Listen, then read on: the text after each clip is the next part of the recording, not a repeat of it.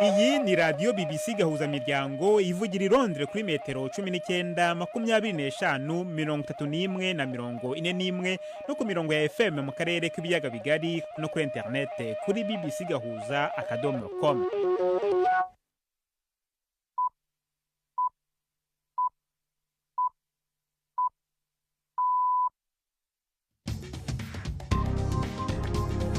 Ubu ni saa 10 n'igice ku isaha mpuzamahanga ya GMT, ni saa 12 n'igice ku isaha yo mu Rwanda no mu Burundi. Muri studio muri kumwe na Jacques Niyitegeka. Izi ni ingingo z'ingenzi zigize aya makuru. Israeli yagabye ibitero byinshi byo mu kirere hirya no hino mu murwa mukuru wa Liban, Beirut, mbere yuko itangira gusuzuma umushinga w'amasezerano yo guhagarika imirwano na Hezbollah. Ibihugu by'u Rwanda na Repubulika ya Demokarasi ya Kongo byumvikanye kubitegerezwa gukorwa kugira ngo ibyo bihugu bigire ku mugambi w'amahoro nyakuri.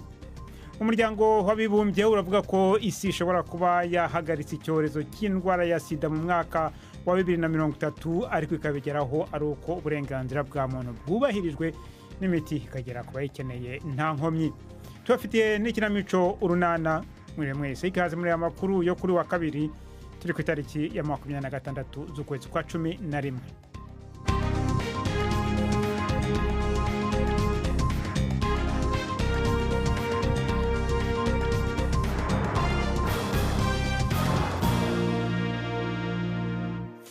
Ano makuru reka tuyahere mu burasirazuba bwo hagati. Igisirikare cya Israeli cyagabye ibitero byinshi byo mu kirere hirya no hino mu murwa mukuru wa Liban, Beirut. Cyavuze ko cyarashe ku hantu hagera kuri 20 Hezbollah ikorera. Ibitero bitari munsi ya kimwe bikomeye cyane biravuga ko byagabwe rwagati muri uyu mujyi. Abashinzwe umutekano muri Liban bavuze ko nta nteguza yatanzwe ko ako gace kagombaga kwibasirwa. Ibi bisasu byagabwe mu gihe abashinzwe umutekano muri Israeli, muri leta ya Israeli, batangiraga kuganira ku mushinga w'amasezerano yo guhagarika imirwano na Hezbollah. Umuvugizi wa leta ya Israeli yavuze ko ayo masezerano azatuma Israeli igumana ubwigenge bwayo mu kugaba ibitero byayo, mu gihe abatuye mu majyaruguru ya Israeli bo bazabasha gusubira mu mago yabo. Inzego zishinzwe umutekano muri Pakistan zasubije inyuma abigaragambyaga basaba ifungurwa rya Imran Khan wahoze ari minisitiri w'intebe, zigerageza kubavana mu rubuga ruri rwagati mu mujyi wa Islamabad. Ishyaka rya Imran Khan ryari ryavuze mbere yaho ko rizakora imyigaragambyo yo kwicara ntirive ahantu hitwa Di Chowk hegereye aho inzego zose za leta zikorera. Ubu abashinzwe umutekano baragenzura urwo rubuga nyuma yo guhatira abigaragambyaga guhungira mu tundi duce tw'uwo mujyi. Iyi myigaragambyo yatangiye ku cyumweru kandi impande zombi zivuga ko zatakaje abantu kubera ibikorwa byo gukozanyaho byabereye mu nzira yerekeza Islamabad. Umuryango w'abibumbye uravuga ko isi ishobora guhagarika icyorezo cya sida mu mwaka wa 2030, ariko ikabigeraho ari uko uburenganzira bwa muntu bwubahirijwe kandi n'imiti ikagera ku bayikeneye ntawe uharenganiye. Icyegeranyo ngarukamwaka cya ONU kivuga ko abantu barenga miliyoni 9 babana na virusi itera sida nta miti bageraho, maze igatanga n'impuruza ko iyi ndwara ishobora kwibasira cyane abagore bakiri batoya ndetse n'abagabo babatinganyi. Ni inkuru ya Imogen Fox umugezwaho na Victoria Uwonkunda. Ku bantu bakabakaba miliyoni 40 babana n'ubwandu bwa sida, 1/4 cyabo ntibabona ubuvuzi, nyamara hariho imiti ihagije kandi myiza. Umuryango w'abibumbye uvuga ku kibazo atari kimari gusa, ahubwo ngo kinashingiye no kwivangura. Mu bice bimwe bya Afrika, ab'igitsina gore bari hagati y'imyaka 15 na 24 ngo bafite ibyago byikubye inshuro 3 byo kuba bafite ubwandu bwa sida ugereranije n'abasore. Loni ivuga ko abakobwa bakwiye kubona amakuru ahagije kandi n'ihohoterwa rikorerwa abagore rikemerwa nk'icyago cyugarije ubuzima. Mu bihugu bimwe aho guhuza ibitsina ku bafite ibiteye kimwe ari icyaha, abantu ngo batinya kujya kwivuza. Muri ibi bihugu abafite ubwandu bwa sida bakaba bikubye 5 ugereranije no mu bihugu amategeko yemera ko abafite ibitsina bimwe bashobora kubihuza. Kugira ngo sida ihashywe bya nyabyo ndetse icyago kibe cyaranduwe bitarenze umwaka wa 2030, Loni isaba za guverinoma kurwanya ivangura, zikanavanaho amategeko ahutaza bamwe, ahubwo zikita ku burenganzira bwa muntu. dukomereze ku mugabane wa Amerika ya ruguru. Minisitiri w'intebe wa Canada Justin Trudeau yaganiye na Donald Trump uherutse gutorerwa kwa perezida wa Amerika ku bijyanye na gahunda ye yo gushyiraho amahoro angana na 25% ku bicuruzwa byose biva muri Canada na Mexique. Umukozi wa guverinoma ya Canada yabwiye BBC ko Trudeau na Trump bagiranye ikiganiro cyiza ku bucuruzi n'umutekano ku mipaka. Mexique nayo yagize icyo ibivugaho, aho perezida Claudia Sheinbaum yavuze ko ishobora gushyiraho amahoro yayo. Bwana Trump yanavuze kandi ko azashyiraho amahoro angana n'10% ku bicuruzwa by'Ubushinwa, ariko guverinoma y'Ubushinwa yo ivuga ko intambara mu rwego rw'ubucuruzi ntawe igirira akamaro. Tugaruke ku mugabane w'Uburayi. Abashinjacyaha mu gihugu cy'Ubufaransa basabye ibihano byo gufungwa igihe kirekire abagabo bashinjwa kugirana imibonano mpuzabitsina n'umugore igihe yabaga yataye ubwenge nyuma yo guhabwa ibiyobyabwenge n'umugabo we. Dominique Perico n'abandi bagabo 49 nibo baregwa muri uru rubanza. Bamwe muri bo bavuga ko batekerezaga ko bari babyumvikanyeho n'uwo mugore muri gahunda y'umukino Perico n'umugore we bakinaga. Ku munsi w'ejo abashinjacyaha basabye ko bwana Perico akatirwa imyaka 20. Kugeza ubu bamaze gusabira abandi bagabo baregwa hamwe nawe ibihano byo gufungwa imyaka iri hagati ya 12 na 14. Agace kanini ko mu burengerazuba bwa Ukraine kasigaye nta mashanyarazi gafite nyuma y'icyo ingabo zirwanira mu kirere zise igitero gikomeye cyane cy'utudege twa drone cy'Uburusiya. Ibikorwa remezo bikomeye byangiritse harimo n'ibiri mu ntara ya Ternopil, aho mukuru wayo yavuze ko ubu 70% by'ako karere nta muriro bifite. Hagati aho urubuga rw'amakuru y'Uburusiya rwubashywe cyane rwatangaje ko ubu Ukraine irimo gutakaza ubutaka ku buryo bwihuse cyane ugereranije n'iminsi ya mbere y'intambara. Ni inkuru ya Paul Adams umugezweho na Prudent Sengiyumva. Ukraine isanzwe imenyereye uruhuri rw'ibitero by'indege zitagira abadereva byitwa drone na misile bigabwa mu gihugu cyose. Ariko 188 n'umuhigo mushya w'ibitero bya drone n'ubwo ingabo zirwanira mu kirere zivuga ko hafi ya zose zarashwe zigasandazwa cyangwa zikaburizwamo hakoreshejwe uburyo bw'ikoranabuhanga. I Kyiv uburyo burinda ikirere bwakoreshejwe cyane mu ijoro ryakeye. Urusaku rw'amasasu n'ibintu biturika byumvikanaga mu gihe cy'amasaha menshi. Nta bintu byononekaye ku buryo bukomeye byatangajwe. Cyakora i Ternopil hakurya mu burengerazuba bw'igihugu ibikorwa remezo bitanga amashanyarazi byibasiwe, bitera igice kinini cy'umujyi n'akarere kawukikije kujya mu kizima, ndetse hamwe na hamwe nta n'amazi yari ahari. Abategetsi baravuga ko akarere kibasiwe ku rugero rwa 70% kandi ko bizafata igihe mbere yo gusana ibyononekaye. Meya w'akarere yavuze ko irari ryo joro ribi kurusha yandi muri Ternopil kugeza ubu mu gihe cy'intambara. Mukomeje kumva BBC gahuza miryango, muradukurikira kandi kuri Kisoro FM mu majyepfo ya Uganda, abari kuri internet muradukurikira kuri Facebook Live.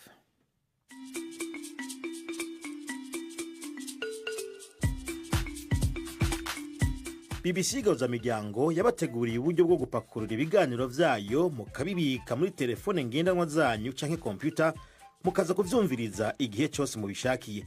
Ibiganiro bya BBC gahuza miryango mukunda nk'amakuru, imvo n'imvano, urunana, ikiganiro cy'abagore cyangwa abaza muganga, ubu biraboneka kuri podcast. Ja ku rubuga rwa BBC gahuza miryango ariko bbcgahuza.com urondore ahari podcast.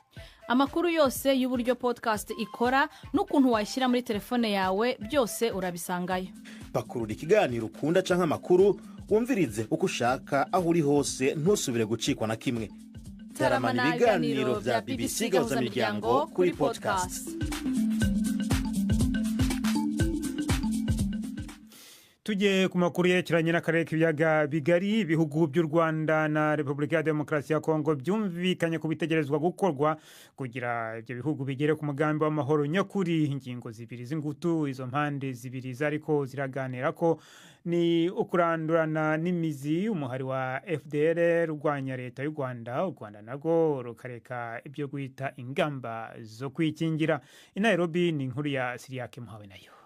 Inyandiko y'abahinga yemejwe mu biganiro byo kuri uyu wa mbere hagati y'abashikiranganje bajejwe imigendanire Olivier Nduhungirehe ku ruhande rw'u Rwanda na Therese Kayikwamba ku ruhande rwa Kongo bahagarikiwe na mugenzi wabo Angola Tete Antonio.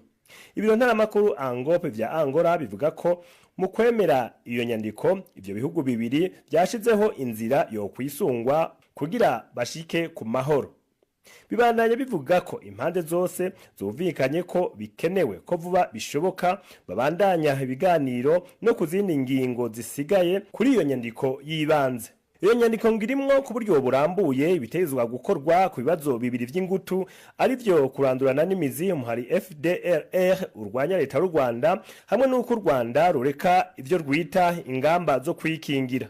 U Rwanda na Kongo ntaco biratangaza kuri iyo nyandiko yemejwe. Ivyo bihugu byose byagirizanya gufata mu mugongo imigwi ibitera kandi byose birabihakana nubwo ivyegeranyo by'abahinga ba ONU byagiye biravyemeza. Nubwo hari humvikanywe ku masezerano yo guhagarika intambara mu kwezi k'umunani, intambara zabandanije gusutama, mbere umuhari wa M23 uvugwa ko ushigikiwe na leta y'u Rwanda warigaruriye utundi duce turi muri territoire ya Walikale.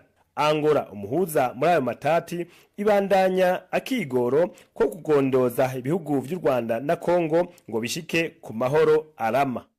Tujye muri Sudan aho umukuru w'igisirikare cy'icyo gihugu ufatwa nk'uyoboye igihugu muri kino gihe Lieutenant General Abdel Fattah al-Burhan yemereye umuryango w'abibumbye gushyiraho ahantu hakusanyirizwa imfashanyo no gukoresha ibibuga by'indege bitatu byo muri icyo gihugu kugira ngo imfashanyo igenewe abari mu kaga ibashe gutangwa.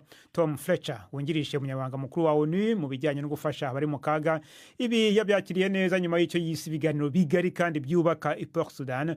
Ni nkuru ya Alice Doucet wagiye gukurikirana urugendo rwa mbere rwa Bwana Fletcher muri Sudani mukamugezweho na Jean-Claude Mwambutsa. Mu gihe cy'umwaka urenga Sudani yugarijwe n'intambara, iki gihugu ubu kirafatwa nk'icyambere mu byugarijwe n'akaga.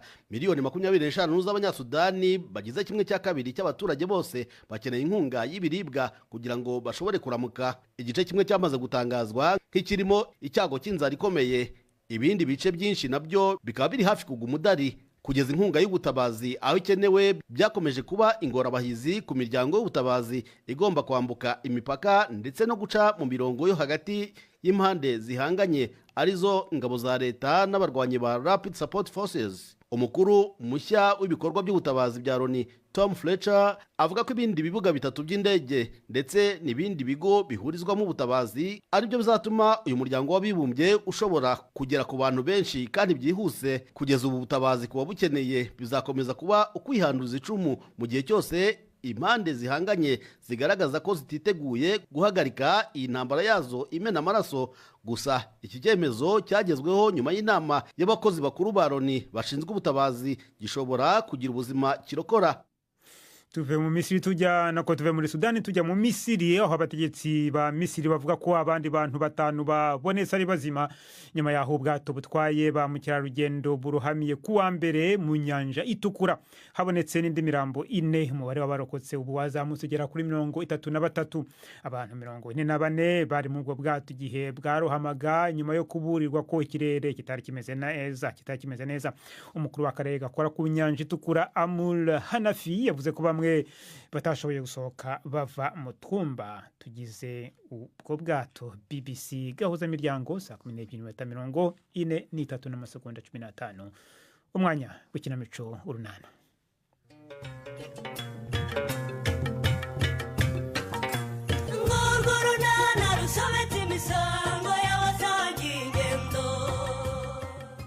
Impaka hagati ya Stefano na Nyiramariza ku kibazo cya Ndemezo zikomeje kuba urudaca. Agnes we byamukomeranye n'urunana.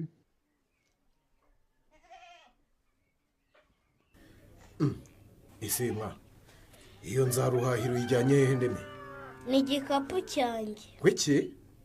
Harimo imyenda yanjye bambwiye ngo nunsige. Kwasha karaminka ngo singusige kubera iki? Niko bambwiye. Ni bande babikubwiye? Ni mama. Yewe ninjye wabimubwiye Stefa. Uwo mwana mushyire nyina. Subiza igikapu cyawe mu nzu Ndeme. Ngwiki agisubiza he? Navuze ngo murajyana umushyire nyina. Kandi wa mugore umenye ushaka kamunani. Akamunani kasi.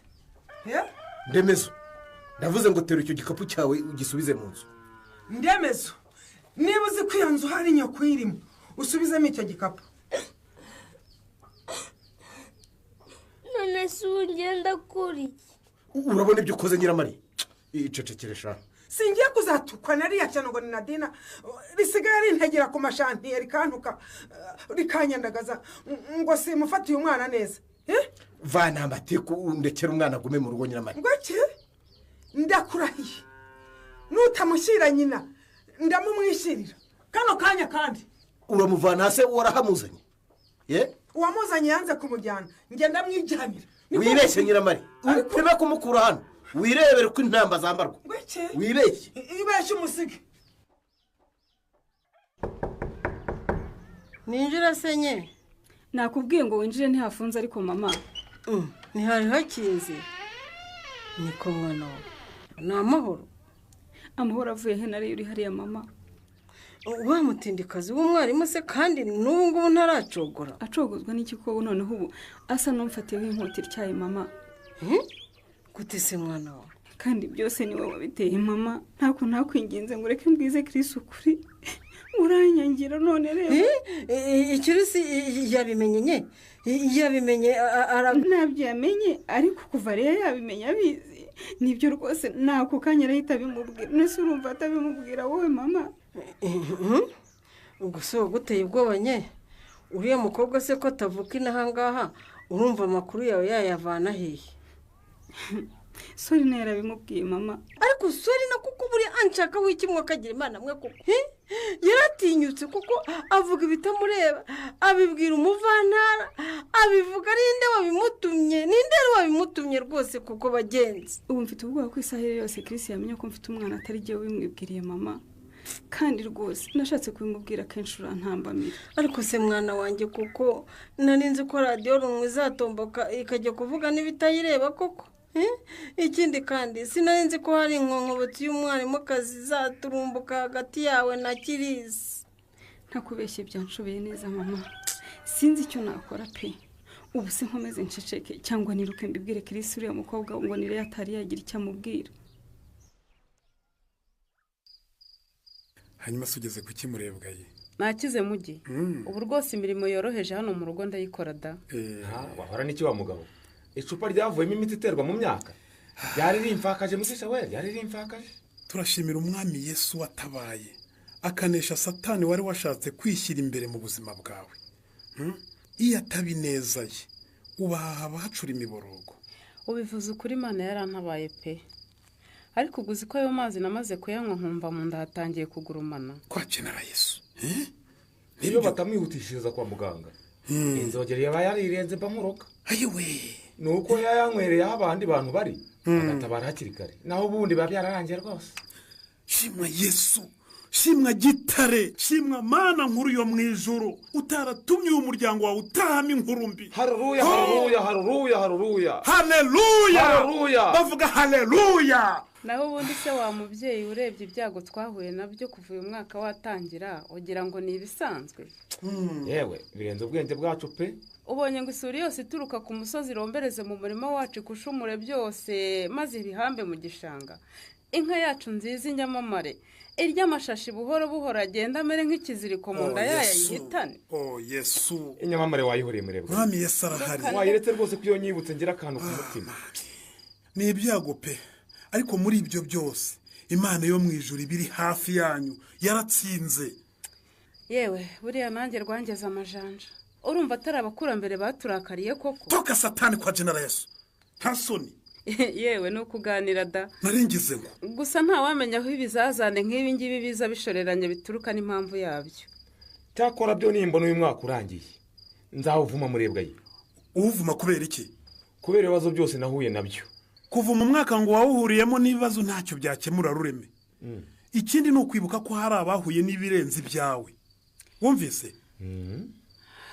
uwahuye n'ibirenze ibyacu ko yahuritse. none se murebwa ye ndakumva ko nubwo urwaye uba ufite ubuzima bwiza muri uyu mwaka hagiye abangana iki?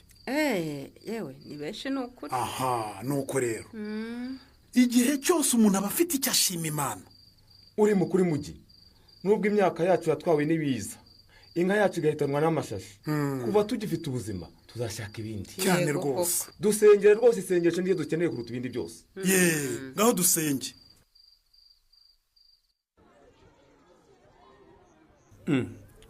ko nta ndagara uguze se Nadi? nari nkizifite firi. Nari ngize ngo ugiye gukora ikosa ryo kutarya indyo yuzuye kandi naramenya amakuru kuri mu bagore batwite bahabwa inkunga. ariko abantu b'inyarurembo baravuga we. Amakuru mba nyazi di.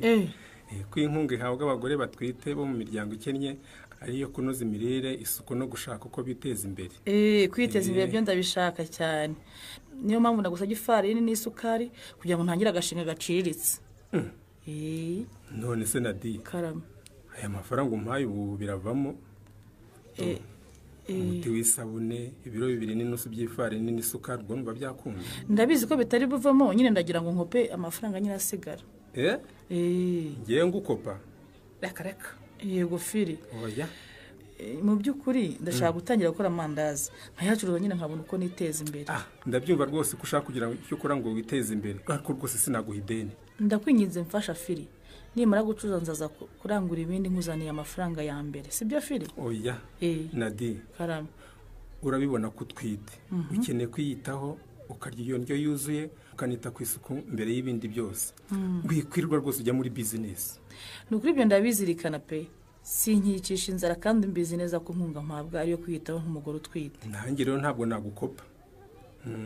Urumva utamemukiye ko firi? Gute se? Ndashaka gukora ngo muri dufaranga twunganira inkunga mpabwa, ndeye ko nava mu bujyaha bindimo, none urampemukiye ko. Ibya business itangira rwose ndabizi, hari ubwo bicumbagira cyangwa bikanga. Urumva uhombye nakwishyuza ubwo? Kuki utekereza ko nzahomba? Erega ntawe uhomba bishaka. Oya rwose sinzahomba, ndabikwijeje firi. Ariko mubyeyi we rwose waretse kungora, ukagenda ukabwira Stefano na Patrick bagutera inda, bakagufasha ko bombi bafite akazi. Ubu se nje kwikopesha hari uko ntagize firi?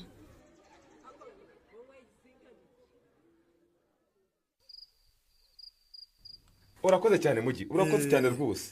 Yewe uri umukozi w'Imana koko. Wasengaga nkumva nanjye ndi mu mwuka.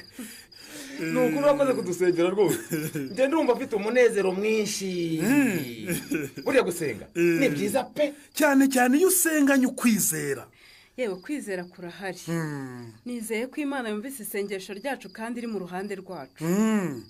Gusenga rero bitagira ibikorwa ntacyo kumara. Murabizi ko ibibazo byose mwahuye nabyo bishingiye ku kibazo kimwe, kutita ku bidukikije. Nibyo rwose. Umurima wacu twawuciyemo amaterasi, tunawuteramo ibiti birwanya isuri, ariko tumaze guhura n'ibibazo. Bivuze ko iyo murwanya isuri imbere mwari kuwurengera rwose. Niko bimeze, kuko abo ku musozi wo hakurya baciye amaterasi imbere nta bibazo nk'ibyacu bagize. Twari kwirinda kandi buriya. Nimuzi ko inka yanyu yazize amashashi? Turabizi rwose. Kandi nta gihe batatubwira ko ari amashashi akwirakwizwa ari mabi, ko yaciwe, kwabujijwe kuko yangiza ubutaka akanabangamira ibidukikije. Wahora n'icyo wamuvandimwe we, kwari ngewe z'ubwanjye wayizeneraga hano, uko ngiye kugura akaboga ngo ni mu mishashi arinda gwira amitanira inka. Murebwa rese yarazize iki? Si ibikoresho bya plastike bikoreshwa inshuro imwe bikajugunywa? Niko bimeze rwose.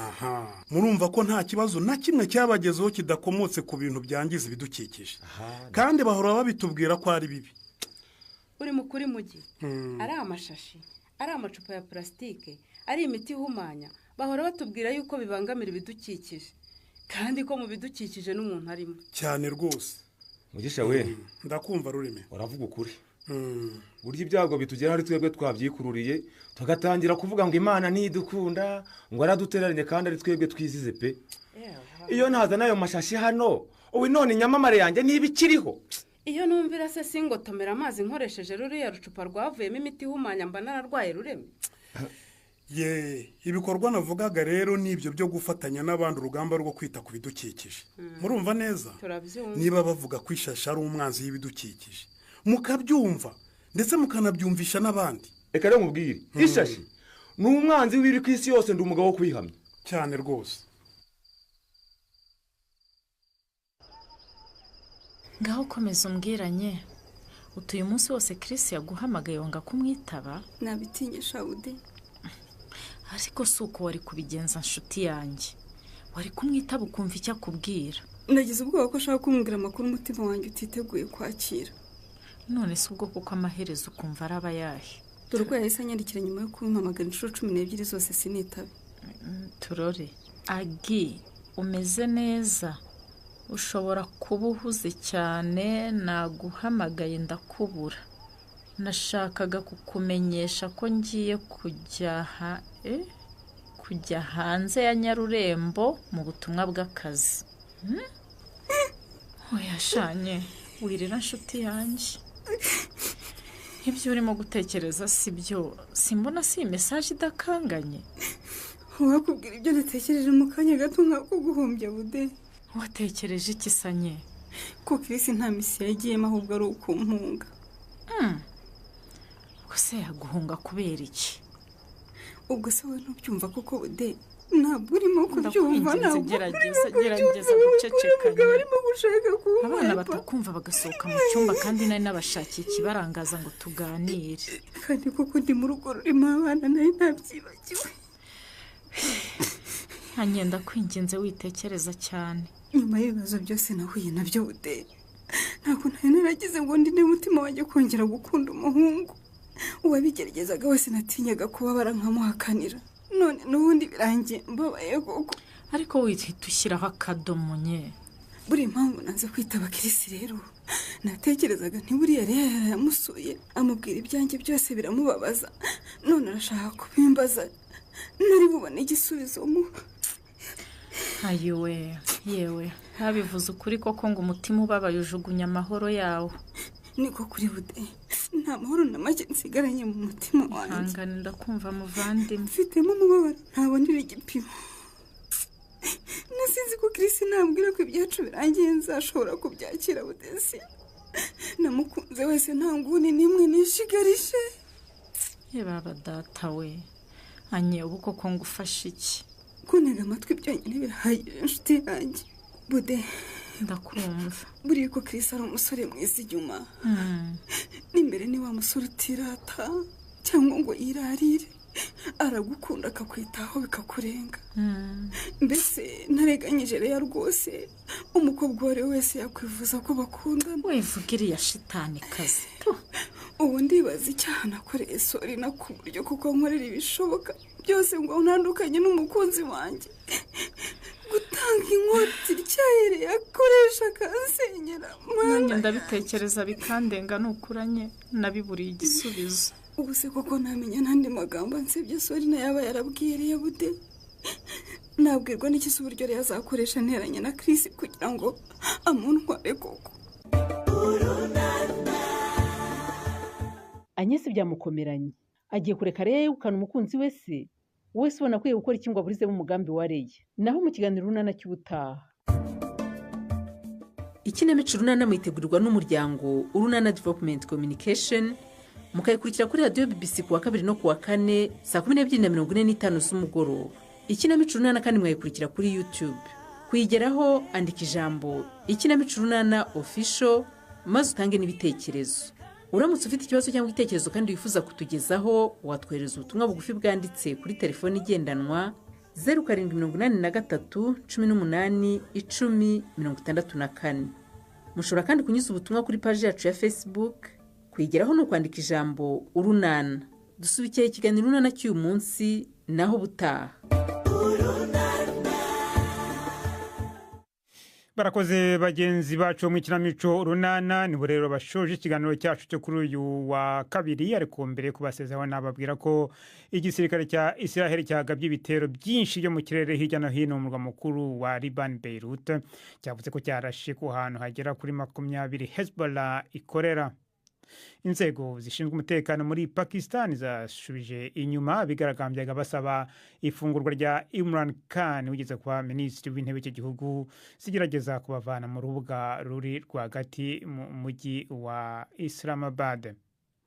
Umuryango w'abibumbye uravuga ko isi ishobora guhagarika icyorezo cya sida mu mwaka wa 2030, ariko ikabigeraho ari uko uburenganzira bwa muntu bwubahirijwe kandi n'imiti ikagera ku bayikeneye ntawe uharenganiye. Andi makuru yarahagarariwe na Prudence Ngiyumva, ku buhanga bw'ibyuma hari Chris. Andi makuru mwamutumvishe kuri radio, mushobora kuyasanga ku rubuga rwacu rwa internet ni bbc.gahuza.com. Mwakoze.